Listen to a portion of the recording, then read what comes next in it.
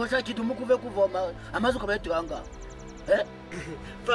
suzi kwa kazungu handi yapfa handi kuri rwarugure baragiramo umva nyuzo baragiye inka y'umutuku ubanza ari nayo mpamvu ya mata bado atanafatanye nanayiboneye inka y'umutuku. Umva kiduha umwana waje nkubwire rero ntabwo inka bavuga ko ari inka y'umutuku bayita isine kandi n'amata ntabwo afatana ahubwo aravura. Dore cyane hano nkwigisha suzi cya kigwe cy'ikigore kinini bagira cya kindi kinini cyabyaye ibyana ibyo ibyana 5 ndetse nzajya kwenda icyana cyane nanjye tuye tujyana kuvoma ndetse no kuragira nanjye tujyana zikora nzi kuri ntoza mu kinyarwanda sha none uri kwica ibintu gutyo ntabwo bavuga ko ari imbwa y'ikigore bayita ikibwakazi.